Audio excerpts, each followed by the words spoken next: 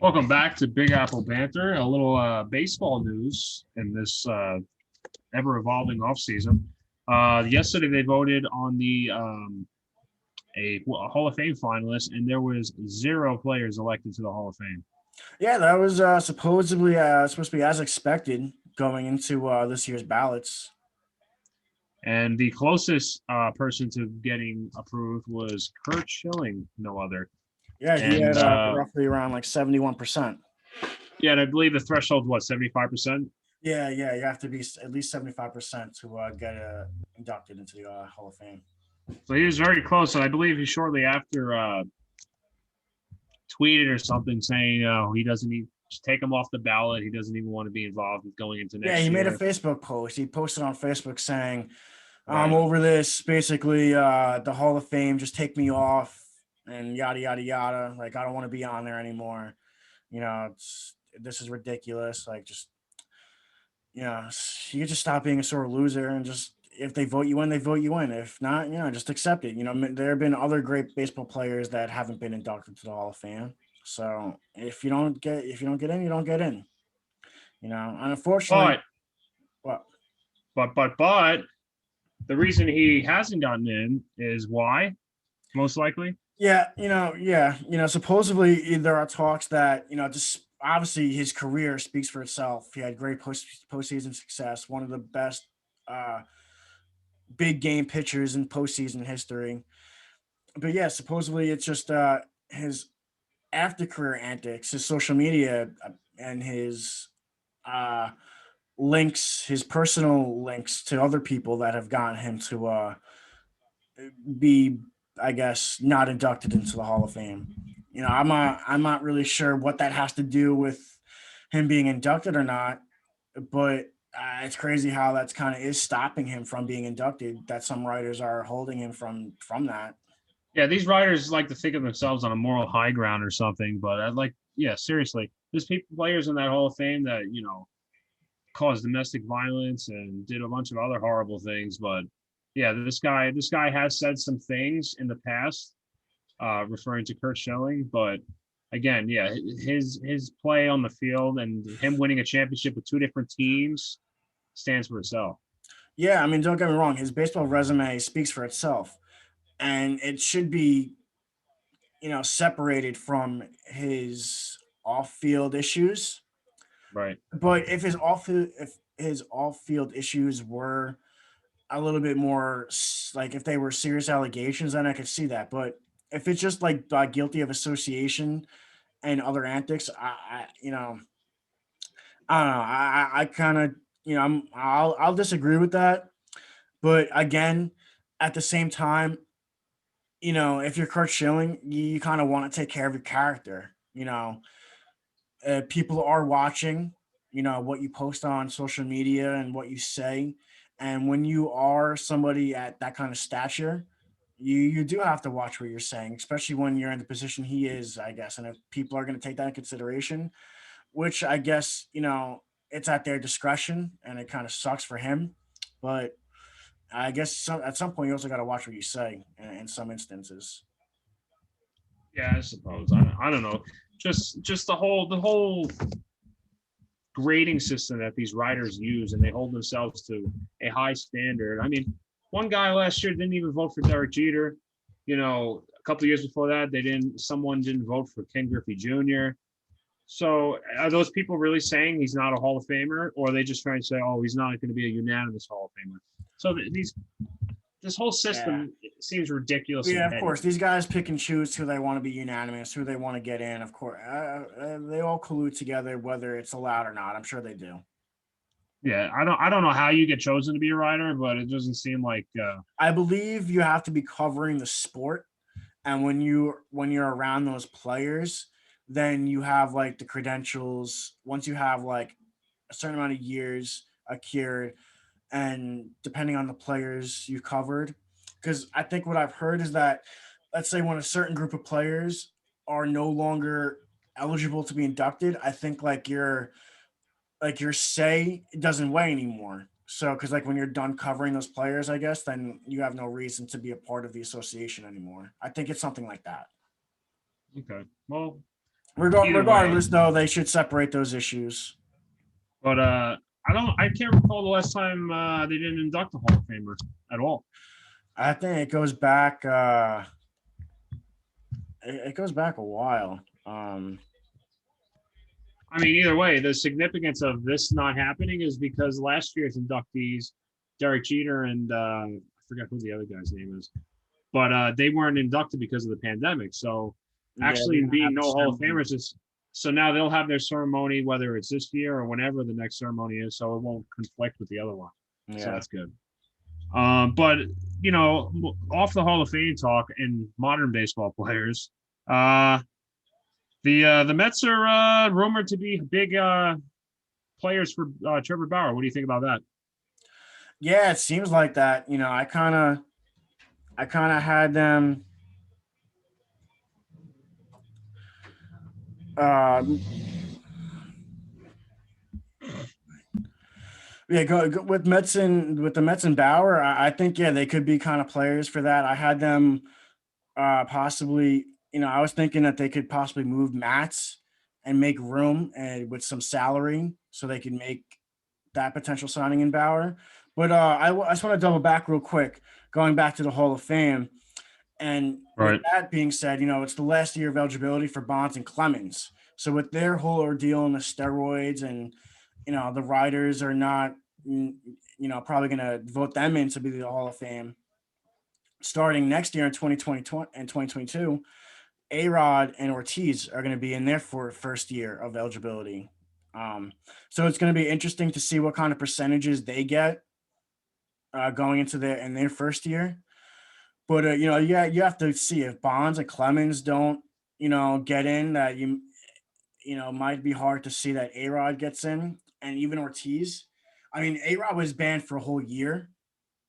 Ortiz, I think, might have had one positive test, but I mean, overall, he's a well-liked guy in the sport of Yeah. baseball. But one thing that I want to get into, despite because with the whole Kurt Schilling thing and his character issues, he was great. His resume speaks for itself, and obviously A-Rod's resume speaks for itself, but it's a little bit tainted. But that's the thing. A-Rod was hated because of his scandals with steroids, especially being blackballed with being out of baseball for a year. But from then until now, he has repaired and rebuilt his character and image Seriously. completely to the point where he might get himself in. I don't know. I mean, obviously, his steroids are being banned for a year might really, really hurt his chances, but he has rebuilt his image to the point where he has an analyst job now. So it's crazy. We might see A-Rod in, we might not. We might see Ortiz in because he's so well liked, despite his linkage to steroids. So it's going to be interesting to see what's going to happen next year. What are your Yeah, thoughts?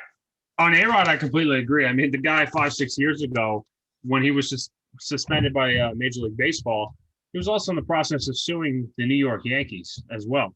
And then he comes back. He has a successful season.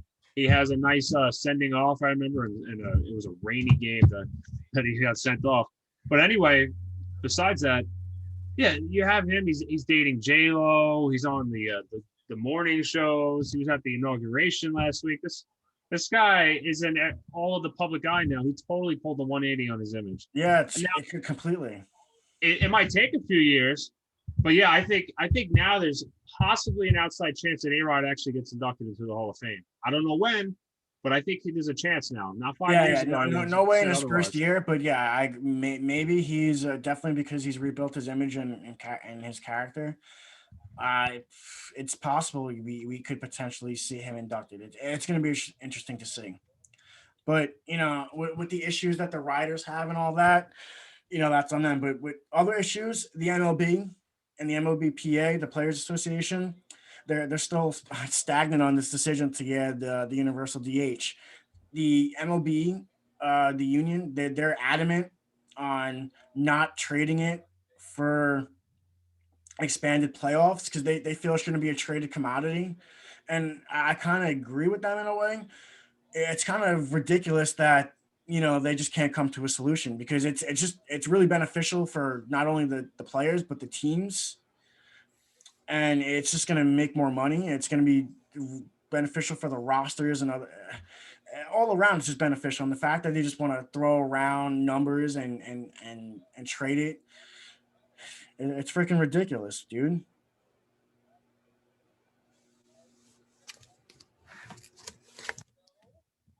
Uh, Uh, so hopefully they'll get a deal done before that, and I think they will. So I think when it's all said and done, whether there's going to be a delay in the season or not, there's probably going to be the DH, and hopefully there'll be expanded playoffs because that will definitely be beneficial for the Mets because they're in a loaded NL East division. yeah, right there. If they make a move or two, they could be catapulted into the top 2 or 3 teams in the National League. They could be right there on the doorstep of the World Series appearance this upcoming season. I mean, the Dodgers are still the Dodgers. They finally broke through that wall. Yeah, after years of spending money, making big trades. Yeah, you got a good young Braves team. Yeah, the Braves, they have a great young pitching staff. Their lineup is really young, cemented around Freddie Freeman. And there's one other team I'm forgetting. Is it San Diego? Yeah, San Diego. San Diego just made a bunch of moves. Their starting pitching is ridiculous. They have a young stud in Tatis, so their lineup is still going to be pretty solid. Then you look at the Nationals. They signed Brad Hand. They traded for Josh Bell. So they're going to be a pesky team. They signed John Lester. So they're going to be a pesky team. Then the Phillies re-signed Realmuto.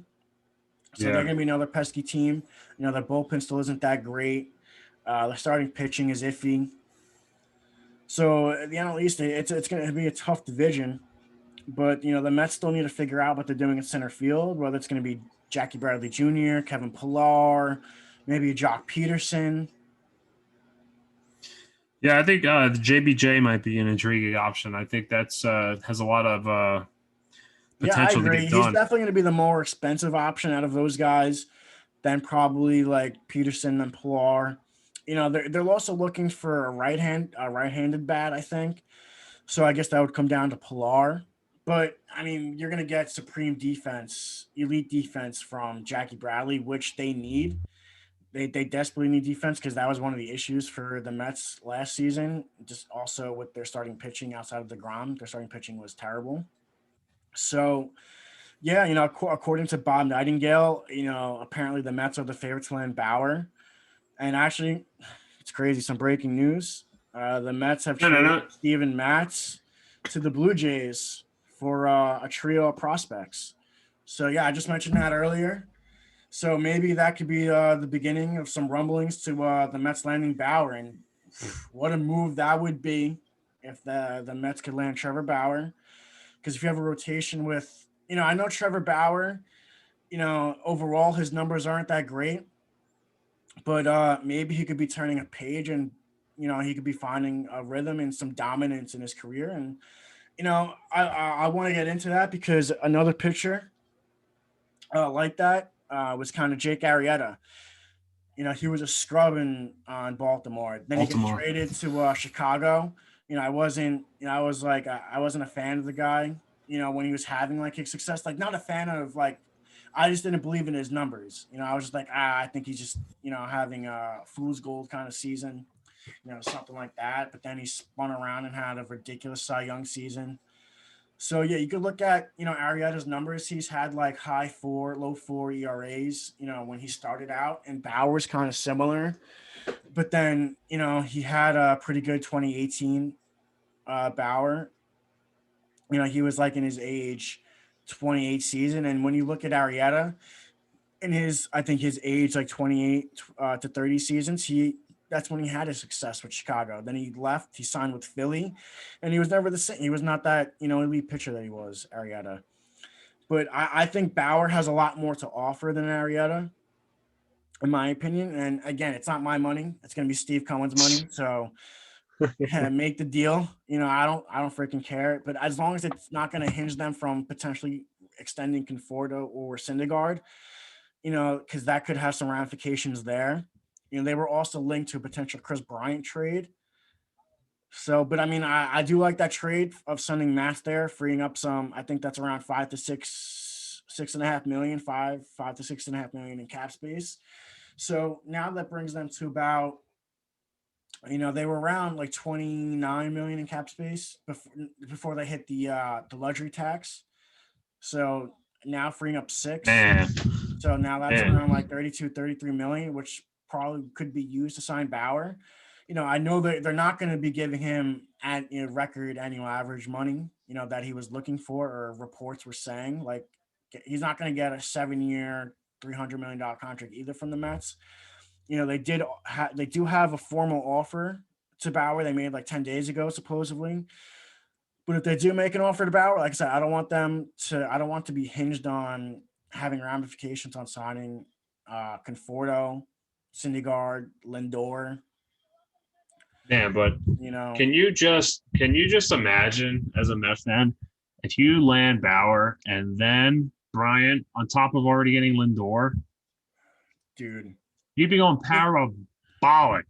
Dude, I know, and if they don't, I wouldn't say they're the favorites for the division, because the Braves they won it back-to-back years, so I guess you kind of have to give them the favorites right now. But if they land those Not by guys, much. But if they land Bauer, dude, you have DeGrom, Bauer, Carrasco, Stroman, and rookie David Peterson, who showed some promise, or they just traded for Joey Lucchesi, who could be that guy. And they also made a reliever signing. They signed Aaron Loop earlier in the day, formerly of the Tampa Bay Rays. So since they lost out on Brett Hand, they needed another lefty reliever. So he had like a 2.52 ERA last season. He hasn't had early in his career, he had like high, like 4 ERAs. But again, for a reliever, it's kind of a little bit the numbers aren't like so there compared to like what you would look at that number as to like a starter. Right. But I'll take it. It could be a low risk, high reward signing for the Mets. And then so sign, if they could land Bauer, sign a JBJ, or if they don't sign JBJ, because they can't sign JBJ and then trade for Bryant, because I don't know how far Steve Cohen will be willing to go over the luxury tax. He said he might have a reluctance, but again, if he just wants to make all these moves, because if you get a pitcher like Bauer at a reasonable price, you can't refuse that. Because there's not many teams out there that are willing to sign him. I think it's just the Dodgers, maybe the Blue Jays. But now that the Blue Jays signed Simeon, I don't think they're going to be players for Bauer. It could be the Angels, Dodgers, and Mets. So I guess at this point, the Dodgers are, could come out of nowhere, but I don't think they will. So it's probably just Angels and Mets right now. And I guess after trading Mets, it's probably going to be us. I just hope it's going to be on a short-term deal, like a 4-year deal. Now, dude, bringing up Steven Matz, I mean, him going to Toronto, that signals to me that Toronto's trying to be a little thorn in their side to the New York Yankees in that division. I mean, they made some nice moves this offseason. It looks like they're really trying to potentially go after. And they had if you look back at the numbers, their lineup, I think, was top 2 in the American League in like scoring. I think they scored a lot of runs. They have a young, dynamic lineup now. Adding Springer, they have Simeon. Adding a pitcher like Matz, only add depth to their rotation. I have some young guys in their rotation. Definitely doesn't compare to the Yankee staff now that they put together after trading for Jameson Taillon, signing Corey Kluber. Then they have Severino coming back from Tommy John, all led by Garrett Cole. And then they have Davy Garcia, who is pretty solid. So the Yankees are in a nice – they put themselves in a really good position. They did trade Adam Ottavino to the Red Sox. First trade in 7 years between the Yankees and Sox. So the Yankees – that was that Stephen Drew trade, huh? Yeah. Yeah, I remember that.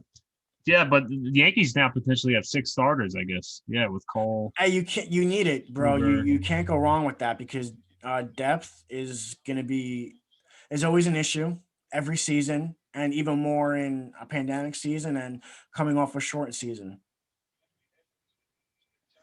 Yeah, and with having said that, now that they have so many starters, I guess that leaves Tanaka definitely as the odd man out, and looks like Yeah, he's it's potentially going back home to Japan. yeah, it's sad because he was probably the true epitome of a Yankee because it was Yankee or nothing for him. And the fact that he's going to leave to go back to Japan most likely because he has more lucrative offers over there than settling for like a 1 year deal in the States with an MLB team. I mean, you got to hand it to him. He gave the Yankees a hell of a career. He had solid numbers. He was a great big time pitcher for them. Yeah, he was absolutely. He was, I mean, early on he got that tear or whatever in his shoulder or elbow, Yeah. and it never became a problem after that. He always saved his bullets for the postseason. He always had great starts in the postseason. I mean, other than his last start against the Rays this past postseason. But yeah, he was a very consistent pitcher, and it's sad to see him go. But the potential here with the new acquisitions of the Yankees is gearing them up for a potential run at a 28th championship. Yeah, man, we could potentially see a Yankees Mets World Series, and how exciting would that be? Yeah, 21 years out from the original. That would be some hell of a World Series matchup. I can only tell you. And then if the Mets do land Bauer, if I dude, the pitching matchups are just going to be insane. No doubt. It's going to be an Um, exciting MLB season. I just hope, I don't know if we're going to get a full 162, but if we get anything over 100 games, I'm gonna be satisfied with that. I think they will play over 100 games. But yeah, they're all set to go. I think the Yankees are set. They're done. I can't imagine anything else getting done. Maybe another back end of the bullpen guy, but Yeah, I let's mean, yeah, go. the Mets are just a couple moves away. I guess it's just going to be inevitable that they're going to be signing Bauer, and that's going to be freaking crazy. And like I said, I don't think they're going to be trading for Chris Bryant then if they do land Bauer, or if they do land Bauer, they're not going to sign if they do trade for Bryant then because he could also play corner outfielder. So then they would just settle for Brandon Nimmo in center. So yeah, I mean Bauer loves, he has a big social media brand that he wants to get exposure to, and no other place better than New York.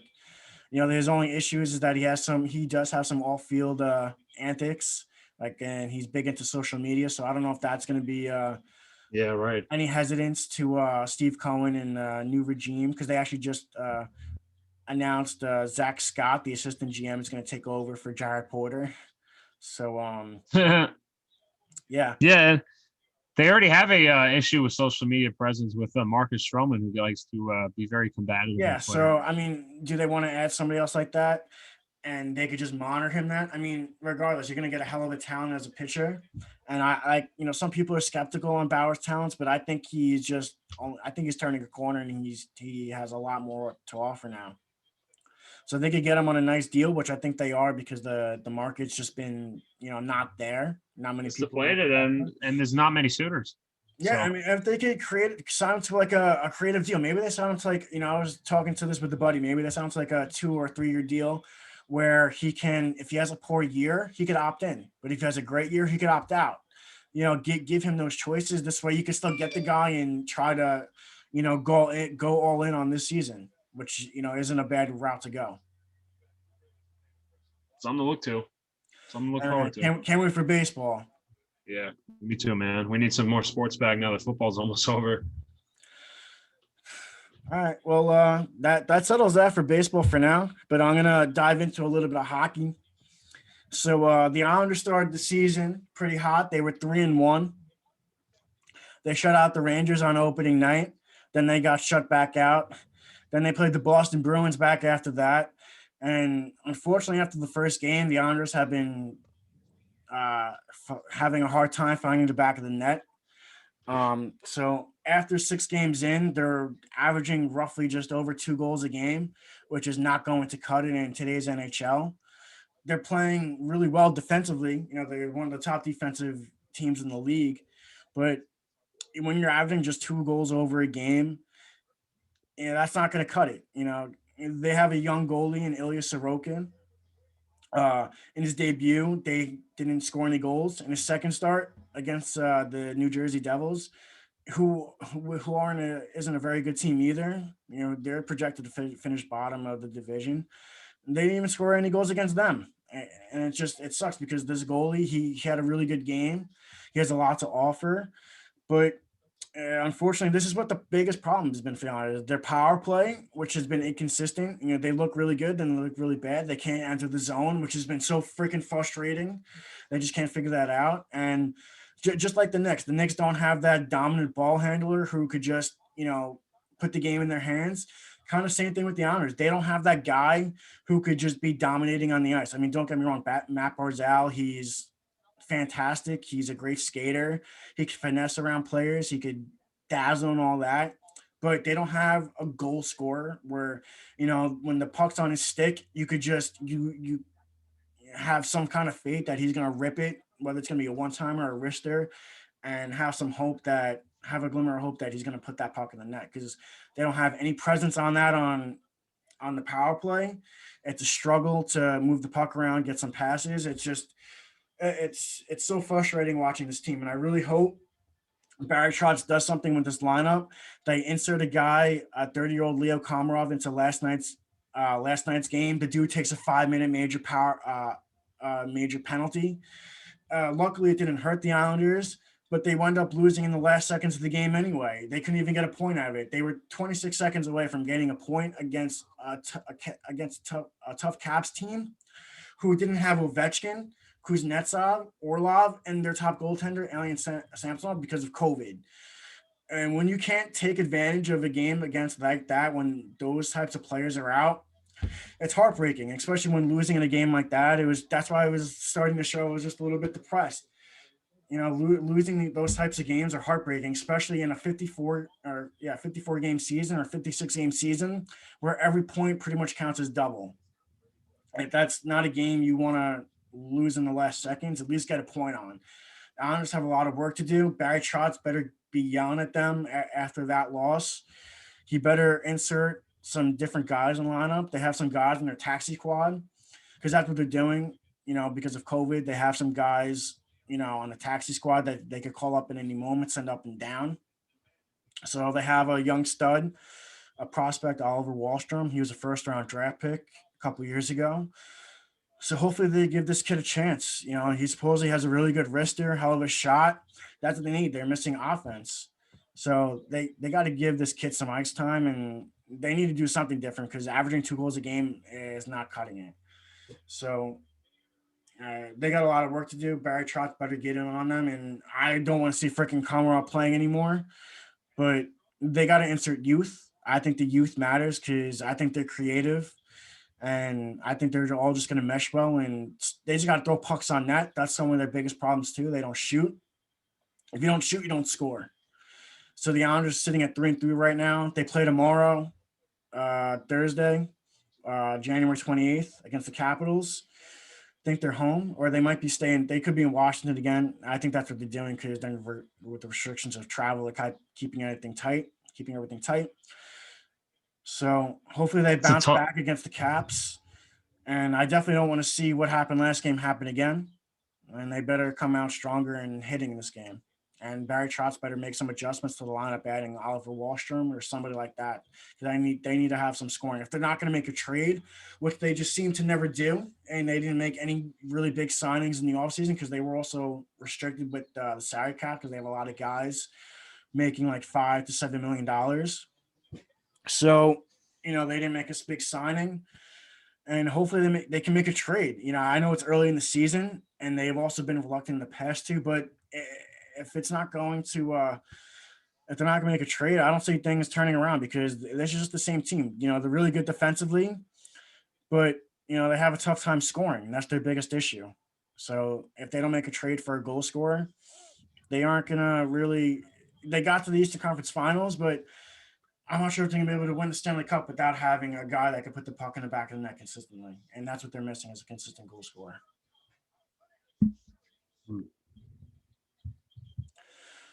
Well, thanks everybody for listening to this edition of Big Apple Banter. I'm Frank, Chris, our co-host. Thanks, everybody. Subscribe. We appreciate it. And if you have any comments or anything, please let us know. If you want to get on the show at any time, just email us at BigAppleBanter9495 @gmail.com. Thanks, guys. Have a good night. Till next time. Till next time.